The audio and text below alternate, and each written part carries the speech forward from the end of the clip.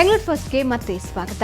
Kidney ವೈಫಲ್ಯಗೊಂಡ ರೋಗಿಗಳಿಗೆ ಸಹಾಯ ಹಸ್ತ ನೀಡೋ ಬೆಂಗಳೂರಿನ ಅಪರ್ಣಾ ಸೇವಾ ಸಂಸ್ಥೆ ಇವತ್ತು ರೋಗಿಗಳಿಗೆ ಡಯಾಲಿಸಿಸ್ ಮಾಡೋಕೆ ನೆರವು ನೀಡುವ ಕಾರ್ಯಕ್ರಮ ಹಮ್ಮಿಕೊಂಡಿತ್ತು.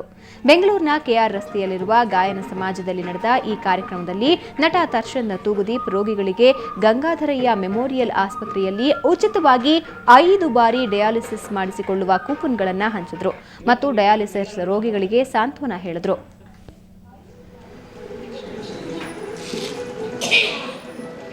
ನಂತರ ಎಲ್ರಿಗೂ ಇಲ್ಲಿ ಲಿಸ್ಟ್ ಇದೆ, ದಯವಿಟ್ಟು ಎಲ್ರಿಗೂ ವಿತರಣೆ ಮಾಡ್ತೇವೆ.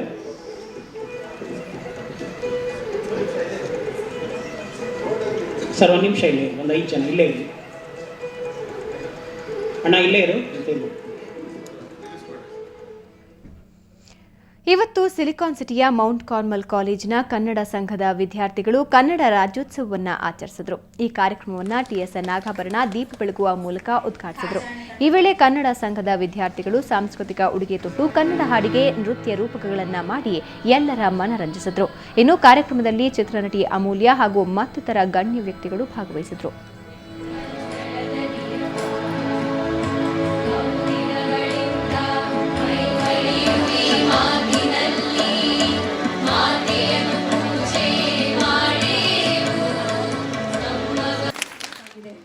ಕನ್ನಡದ ದೀಪ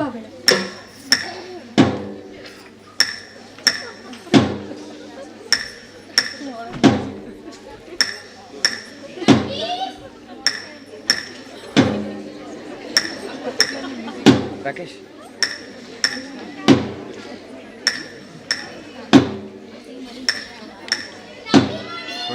ಆಗೋದಿಲ್ಲ ಆಗಲ್ಲ.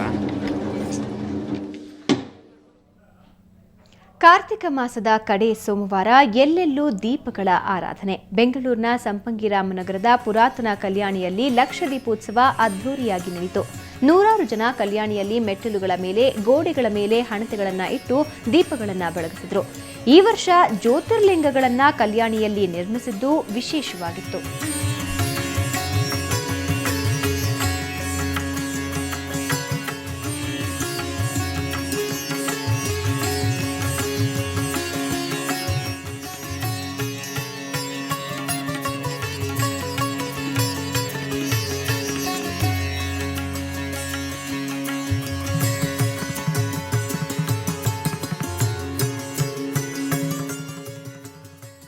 ಸುಮಾರು ಈ ಕಲ್ಯಾಣಿ ಬಂದು ಸುಮಾರು 500 ವರ್ಷಗಳ ಹಿಂದೆ ಕೆಂಪೇಗೌಡರ ಕಾಲದಲ್ಲಿ ಸ್ಥಾಪನೆ ಆಗಿರೋದು.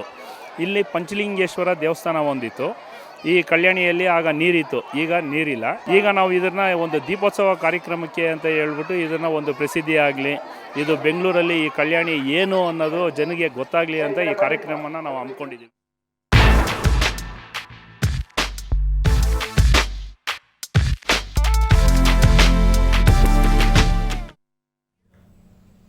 ಚಳಿ ಅಂದ್ರೆ ಸಾಕು, ಹೆಚ್ಚಿನವರಿಗೆ ಕಂಬಳಿ ಹೊದ್ದು ಮಲಗೋದೇ ಇಷ್ಟ. ಅದರಲ್ಲೂ ಯೋಗ ವ್ಯಾಯಾಮ ಅಂದ್ರೆ ಹೆಚ್ಚಿನವರಿಗೆ ಉದಾಸೀನ.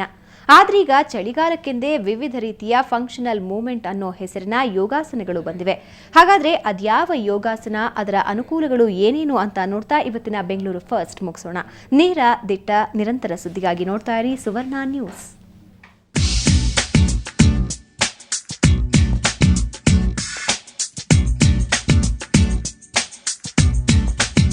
Squats, lunges, pull up, push up, core, ಅಬ್ಬಬ್ಬಾ ಎಷ್ಟು ವಿಚಿತ್ರವಾಗಿದೆಯಲ್ಲ ಈ ಹೆಸರು ಅಂತ ಆಶ್ಚರ್ಯವಾಗ್ತಿದೆಯಾ?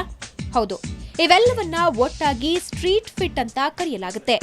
ಅಂದ್ರೆ ಬಾಡಿ ಫಂಕ್ಷನಲ್ ಮೂವ್ಮೆಂಟ್ಗಳು. ಈ ಬಾಡಿ ಫಂಕ್ಷನಲ್ ಮೂವ್ಮೆಂಟ್ಗಳನ್ನ ದಿನದಲ್ಲಿ 10 ನಿಮಿಷ ಮಾಡಿದ್ರೆ ಸಾಕು, ಚಳಿಗಾಲದಲ್ಲಿ ಸೂಪರ್ ಆಗಿ ಬಾಡಿ ಮೇಂಟೈನ್ ಮಾಡಬಹುದು.